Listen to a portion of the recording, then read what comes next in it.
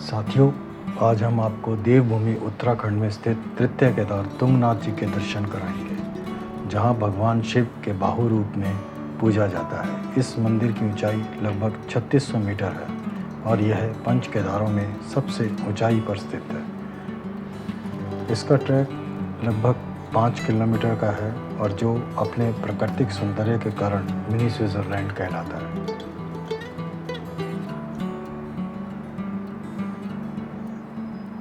जैसे ही आप 1 किलोमीटर के ट्रैक के बाद एक मोड़ घूमते हो, आपको प्रकृति का सौंदर्य स्तब्ध कर देता है।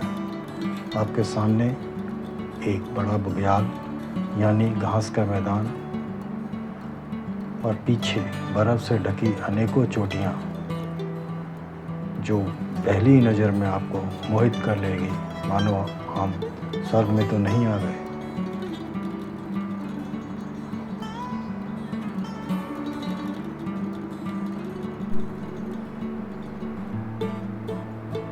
और अगर आप अप्रैल के मिडल तक आते हैं तो हो सकता है कि आपको स्नोफॉल भी दिख जाए।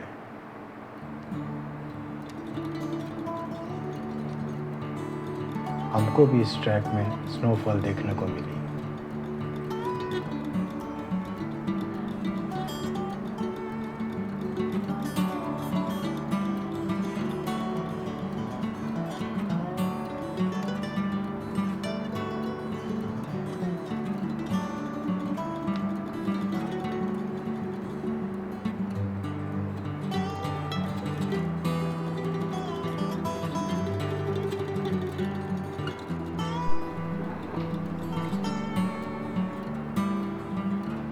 हम लोग कार्तिकेय स्वामी के दर्शन करके उत्तराखंड के एक चोपता से दूसरी चोपता की ओर वाया ऊखीमठ होते हुए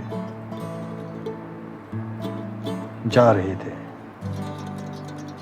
जहाँ से हमारे को 5 किलोमीटर का तुंगनाथ का ट्रैक करना है।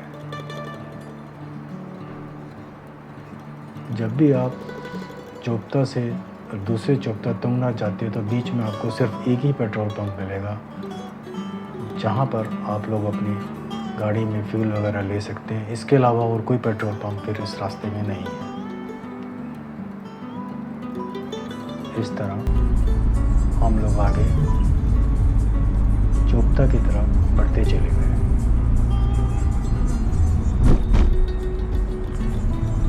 यहाँ की रोड तो सिंगल है, लेकिन रोड कंडीशंस अच्छी हैं, जैसा कि आप देख रहे हैं। लेकिन गाड़ी बड़ी ध्यान से चलानी पड़ती है कि यहाँ पे सिंगल रोड है।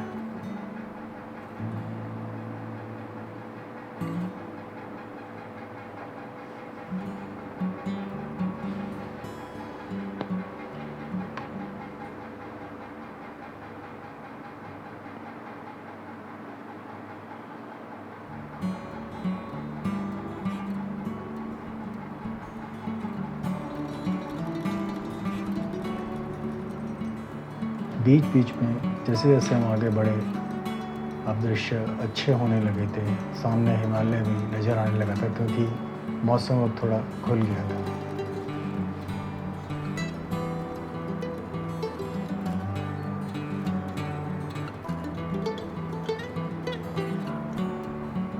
यहाँ पर हमने फिर चाय और नाश्ता लिया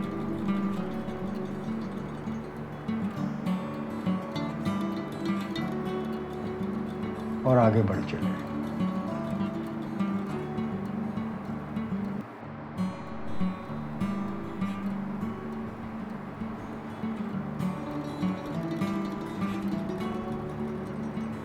लीजिए, हम लोग तुंगनाथ पहुंच गए हैं। वहाँ पे हमने ये इस तरह की कुछ हट्स होती हैं, वो हमने एक ले ली और जिसका किराया एक रूम का लगभग 800 रुपये था।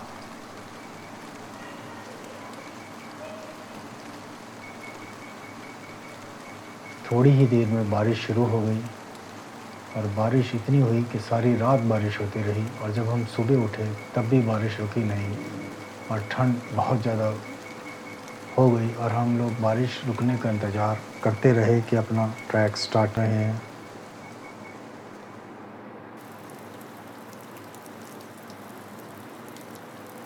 ये कुछ मेरी 2012 में हम लोग यानी कि आज के 10-11 साल पहले तुंगनाथ गए थे, तब भी हमारे को मौसम कुछ इसी तरीके का मिला था। सारी रात बारिश हो रही थी, लेकिन अगले दिन हमारे को मौसम क्लियर मिला था। लेकिन अब की बार ऐसा नहीं था।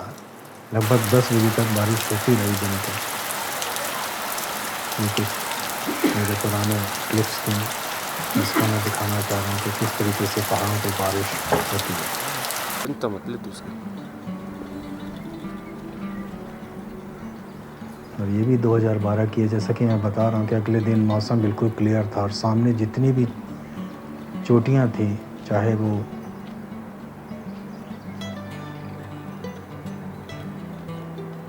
त्रिशूल पर्वत हो, चौखंबा हो, नंदा घुंटी हो, नंदा देवी हो, यहाँ से सारी चोटियाँ बिल्कुल साफ़ नज़र आती हैं अगर मौसम साफ़ है।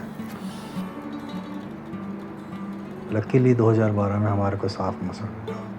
और लीजिए, बारिश कुछ रुकी और हम लोगों ने ट्रैक स्टार्ट कर दिया। ये मेरे दो साथी सुनील भारद्वाज और मिस्टर बाली।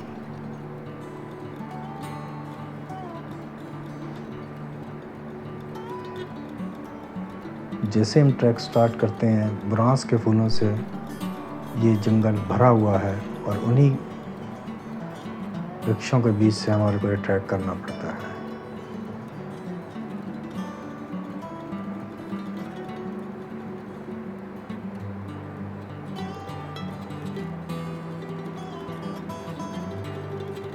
ट्रैक 5 किलोमीटर का है और ये लगभग पक्का बनाया हुआ है, जिसको इजी टू मॉडरेट कहा जाएगा। मॉडरेट इसलिए कि इसमें कहीं भी उतराई नहीं है, पूरा स्टीप ही स्टीप है मंदिर तक। 5 किलोमीटर आपको सिर्फ चढ़ाई करनी है।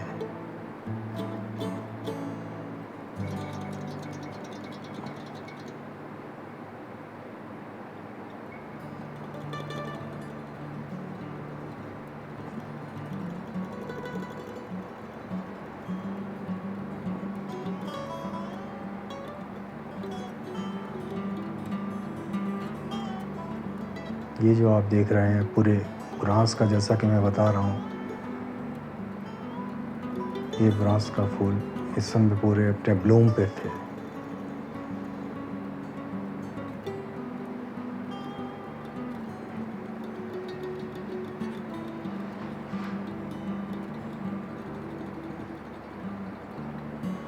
हमारे मित्र सुनील भारद्वाज, जो एक प्राकृतिक प्रेमी हैं और शौक से फोटोग्राफर।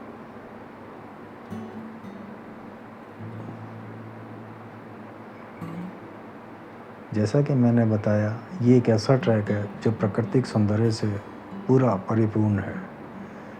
जो बुग्याल बहुत हमारे को हाइट पे देखने को मिलते हैं, ये ट्रैक पे आप काफ़ी नीचे भी बुग्याल देख सकते हो।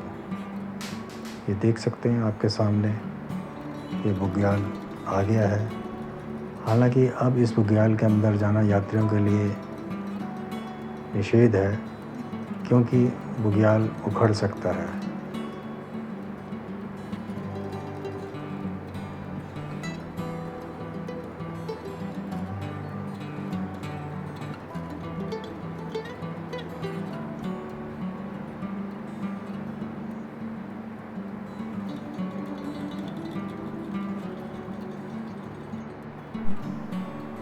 अभी भी मौसम बहुत क्लियर नहीं था, बादल लगे हुए हैं और ठंड काफ़ी थी। और ऐसी ठंड में इस तरीके से गर्म चाय मिल जाए तो उसका आनंद अपना ही होता है। हमने भी यहाँ पे बैठकर एक एक कप चाय ली।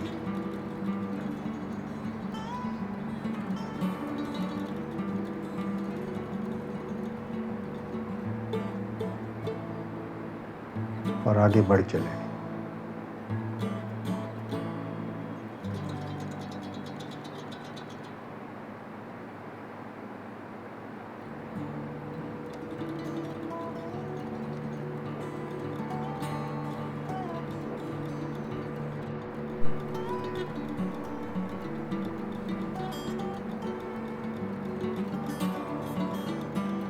अभी क्योंकि कपाट अभी खुले नहीं थे, इसलिए यात्रियों की संख्या भी कोई बहुत ज़्यादा नहीं थी।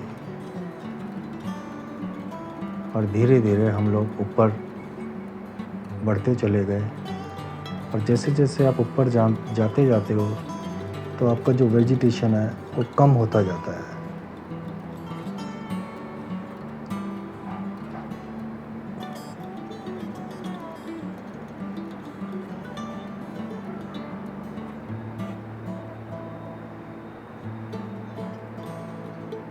बीच बीच में रुककर प्रकृति का आनंद लेते रहे और इन दृश्यों को अपने कैमरे में भी कैद करते रहे।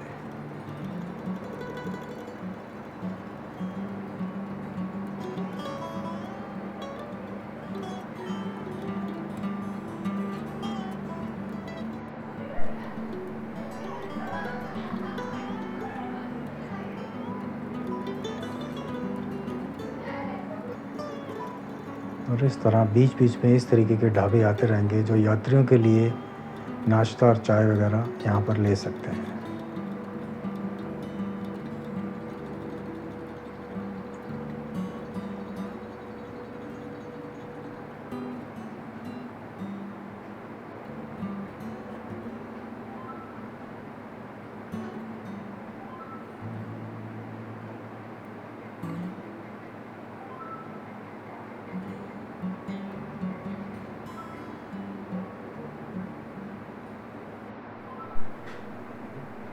जैसा कि मैं बता रहा था, इस ट्रैक की खासियत यही है कि कहीं पे भी आपको उतराई नहीं मिलेगी। मंदिर तक आपको सिर्फ ऊंचाई ही ऊंचाई, यानी कि आपको स्टीप चढ़ाई मिलेगी।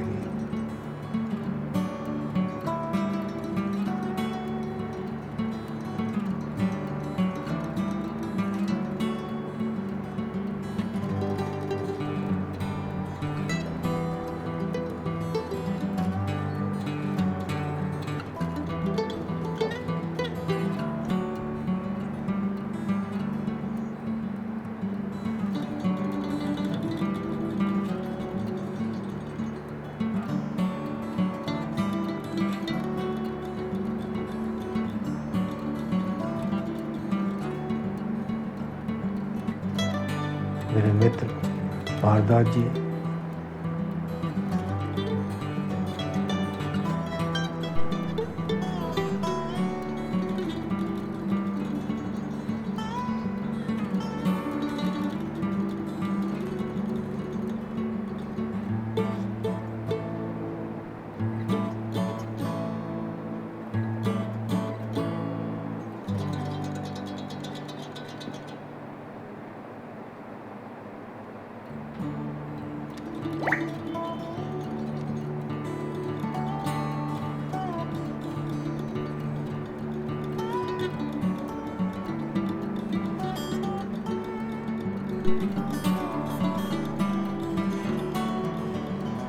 अब हम इस ट्रैक का लगभग आधा पूरा कर चुके हैं और अभी लगभग आधा ही बाकी है।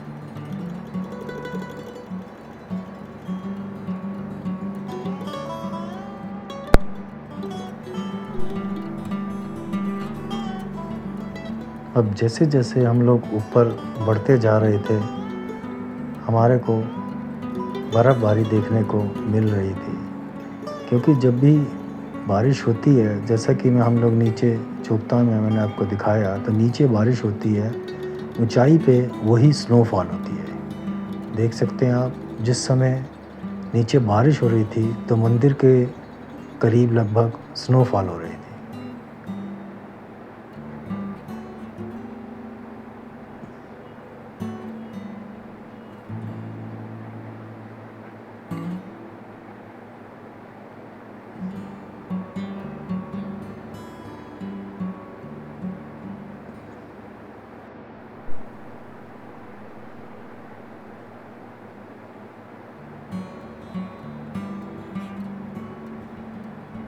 जैसे जैसे हम लोग ऊपर बढ़ रहे थे, पूरा क्षेत्र जो था बर्फ़ से ढका हुआ था। देख सकते हैं आप ऊपर तक पूरी, ये कल रात ही बर्फ़ गिरी थी।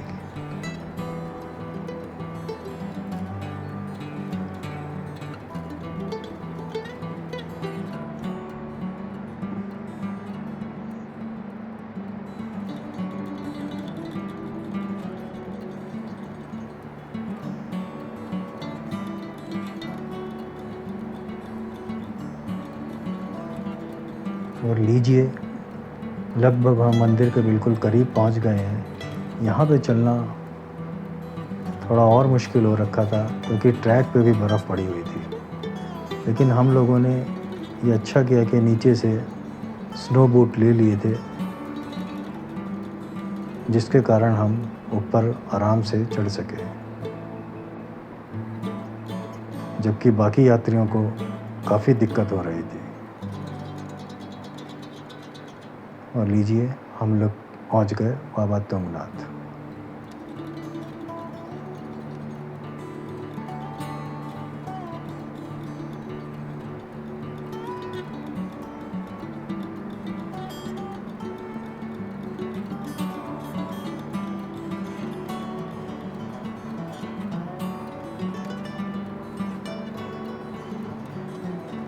ये बाबा तुंगनाथ का मंदिर है।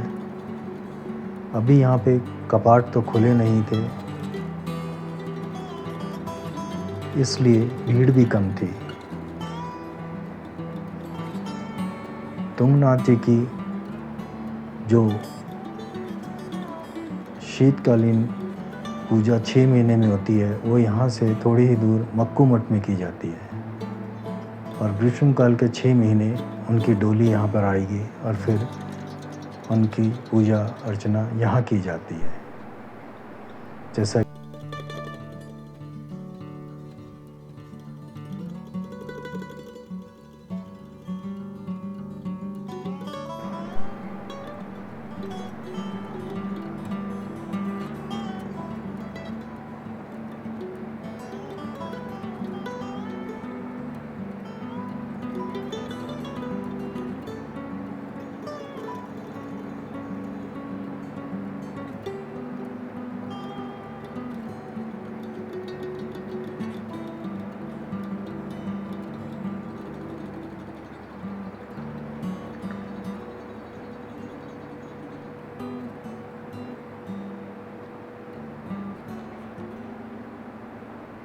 तुंगनाथ का मंदिर, जैसा कि मैंने बताया, उत्तराखंड के पंच केदारों में से तृतीय स्थान पर है, जहाँ पे भगवान शिव के बाहु रूप यानी भुजा के रूप में पूजा की जाती है।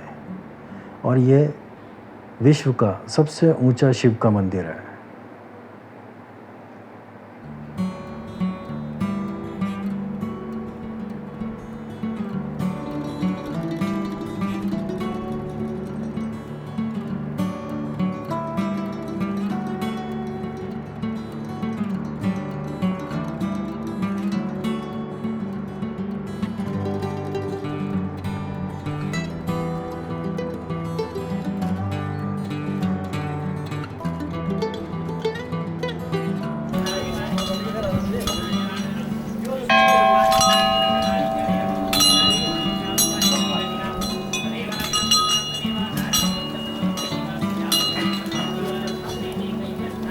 ये मेरी कुछ 2012 यानी कि 10-11 साल पहले की कुछ क्लिप हैं।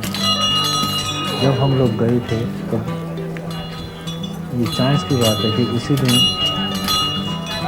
तुंगनाथ के द्वार खुले थे और उस समय हमने बाबा तुंगनाथ के दर्शन किए थे।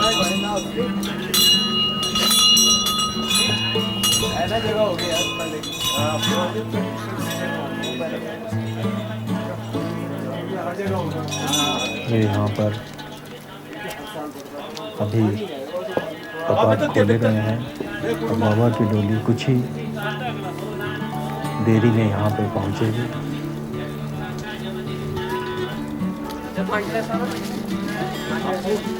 ये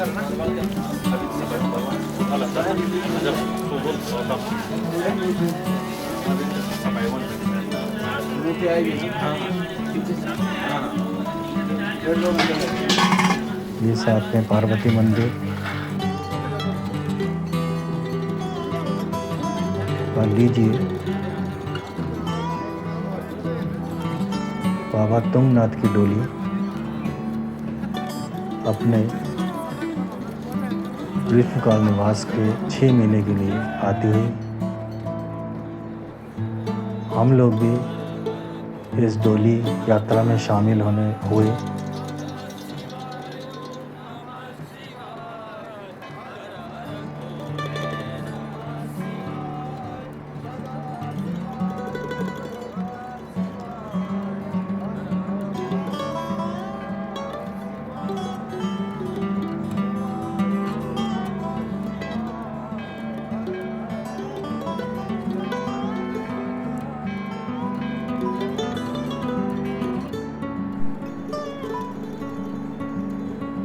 और इस तरह हम लोग फिर दोबारा नीचे चोपता की ओर बढ़ चले और रास्ते में हमारे को बीच में स्नोफॉल मिला और हम लोगों ने और तेज़ी से उतरने की कोशिश की, क्योंकि अगर स्नोफॉल ज़्यादा हो जाता तो उतरने में और दिक्कत आती।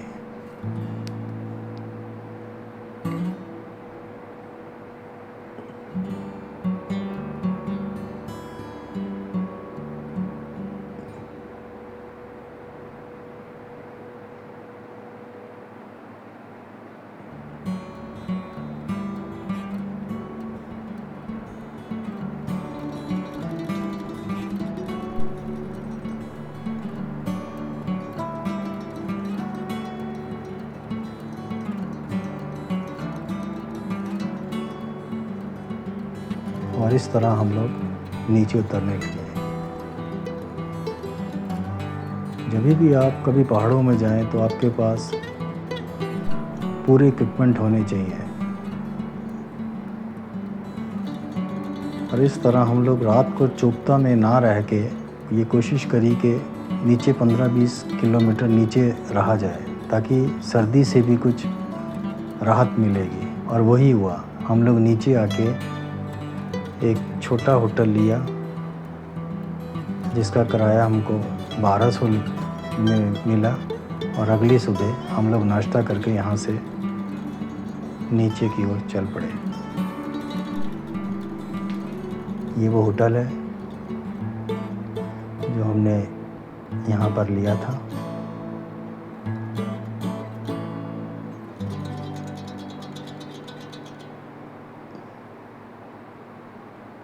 और ये सामने का व्यू।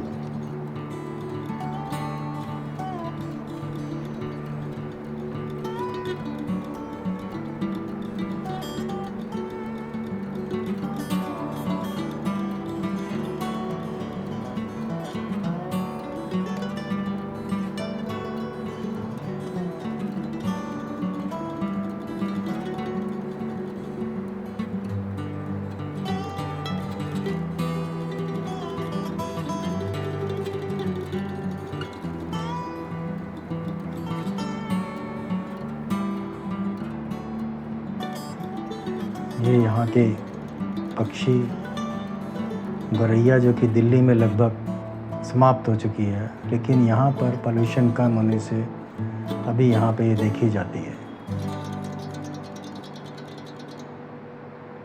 और नीचे कहीं बहता एक छोटी नदी जिसकी आवाज़ साफ कानों में आ रही थी।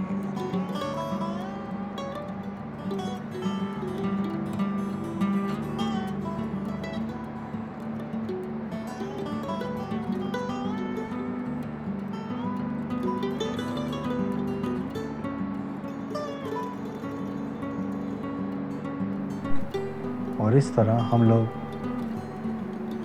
नीचे श्रीनगर की ओर बढ़ चले, लेकिन रास्ते में हमारे को ट्रैफिक जाम मिला। पूछने पर पता चला कि बाबा केदारनाथ की डोली अपने निवास स्थान को जा रही है और ये सभी गांव वाले उनके दर्शन करने के लिए आते हैं जहाँ जहाँ से वो डोली निकलती है।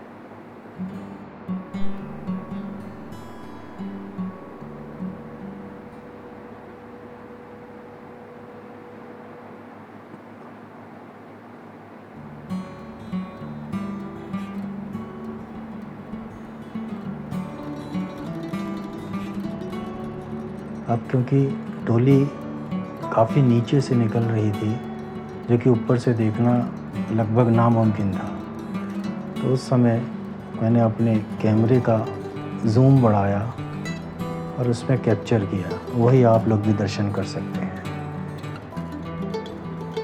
ये देखिए, ये बाबा केदारनाथ की डोली और पीछे शंकराचार्य के साउथ से आए महंत घोड़े पे जो आप देख रहे हैं।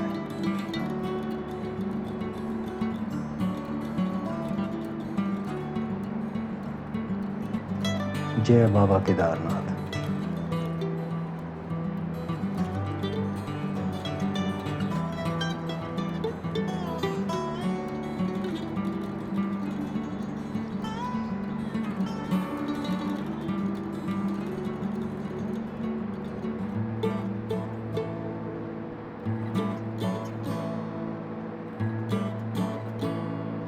जय केदार बाबा।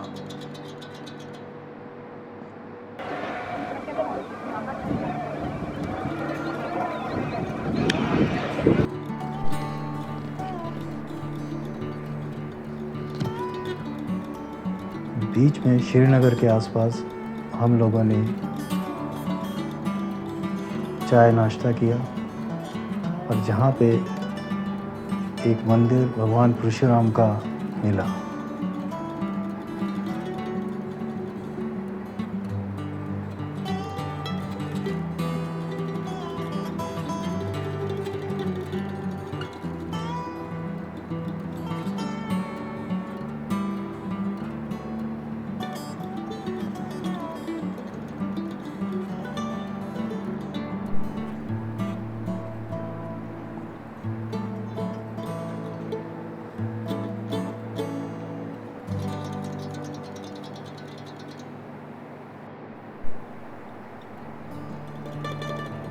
और इस तरह हम लोग देवप्रयाग, रुद्रप्रयाग,